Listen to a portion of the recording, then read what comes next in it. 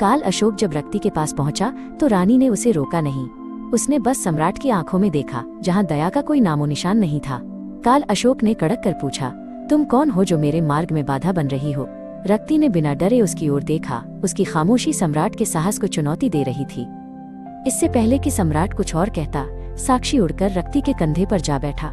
तोते ने चिल्लाकर कहा, काल अशोक, जिस सिंहासन के लिए तुमने ये नरसंहार किया है वो तुम्हारी कब्र बनेगा, और ये रानी तुम्हारी इस क्रूरता का साक्षात दंड बनेगी। सम्राट चौंक गया। उसने पहले कभी किसी पक्षी को भविष्यवाणियां करते नहीं सुना था।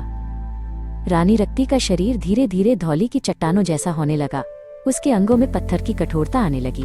वो पत्थर की एक मूर्ति में बदलने लगी, एक ऐसी मूर्ति जो सदा के लिए धौली की पहाड़ियों पर सम्राट के पापों की याद दिलाती रहेगी। उसका श्राप था कि वो तब तक पत्थर रहेगी जब तक ये नदी फिर से साफ नहीं हो जाती। काल अशोक विचलित हो गया।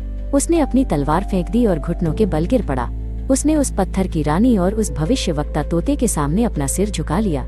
युद्ध की प्यास अचानक बुझ गई और उसका स्थान एक गहरी पीड़ा ने ले लिया। उसे समझ आ गया कि विजय रक्त से नहीं बल्कि शांति से प्राप्त होती है। सदियां बीत गईं, पर साक्षी आज भी धौली की चट्टानों के बीच कहीं छिपा हुआ है। वो हर आने जाने वाले को रानी रक्ति की कहानी सुनाता है।